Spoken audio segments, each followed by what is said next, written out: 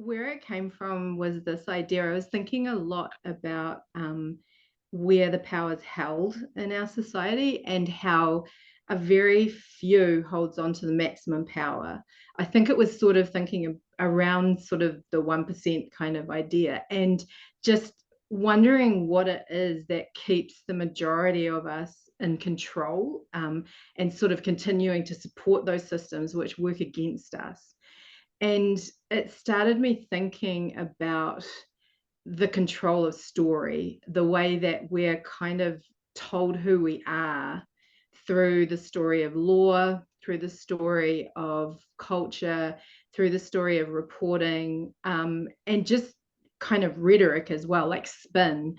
And I just got very interested in the idea. I started listening to myself in my quietest moments. Like I started listening to the stories I was telling myself about myself, and they matched so closely the stories that these powerful few are kind of drilling into me. And I just became very interested in this idea. Yeah, just this idea that um, there are all these processes keeping us in control, right from sort of manners and politeness, right the way through to incarceration and, like violence, state violence, and just the way they are so successful in keeping a group of us who really do have the physical power to overthrow, keeping us in check. So I was very interested in this idea about how the many are kind of kept in control by the few. So that was really where those ideas came from.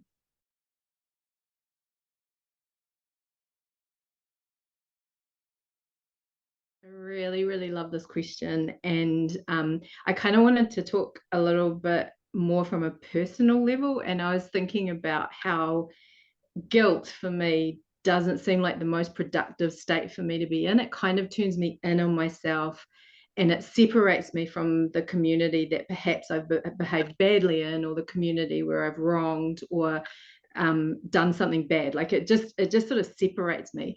Whereas this idea of taking responsibility for my action seems to be this outward facing kind of productive kind of state to be in. So when I'm responsible to a community, I face up and talk about the things that I've done wrong, and get to sort of see face to face the effects of the things that I've done. And I just feel like what my experience has been in kind of facing up and being responsible is that there's this amazing, suddenly I feel held by that community because that responsibility is kind of reciprocated. And I think this is what's interesting again. In New Zealand, we are on colonized land. I'm sort of coming from you from stolen land. And the indigenous people here, tangata whenua, they are very much about um, relational rather than transactional. And I think that's how I think about it as well. Guilt, the way that we sort of define it, is we want some kind of transactional payback for that. Like our our time is worth money, so we put people away for a certain amount of time and do some kind of mathematics about how that pays back the wrong done. Whereas this idea of a relational kind of way of being, I think, which I think builds more into that responsibility model, I think that it's far more productive, and it brings people back into the community rather than separating them. So I think that's what the difference is to me. Yeah.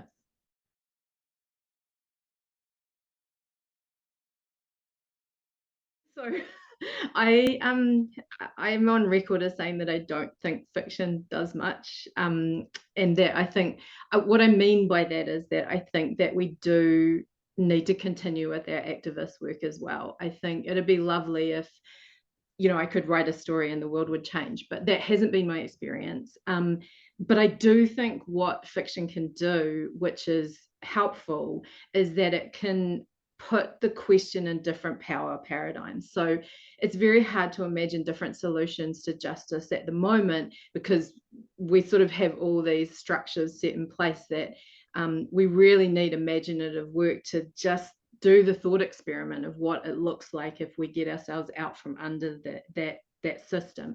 So I think in that way, I think fiction is useful. When I look back, one of the things I was thinking about with this question is when I think about the time that I spent working with people who live in prisons, writing together, I think that fiction has this use, or it not use, but it can help people to sort of rebalance that idea of narrative sovereignty.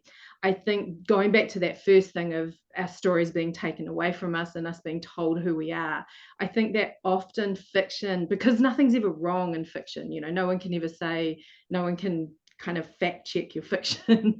And I think it gives people, and I know for myself included, like it gives me space to write into the world, like to express a story that I think is mine in the world, which I think then brings me back to thinking about, yeah, like those ideas of narrative sovereignty, like how I define myself in the world. So I think in a sort of carceral setting, in a justice setting, I think that, yeah, it has the space to do both those things, both in an imaginative way and also in a way that returns us to ourselves slightly. Yeah.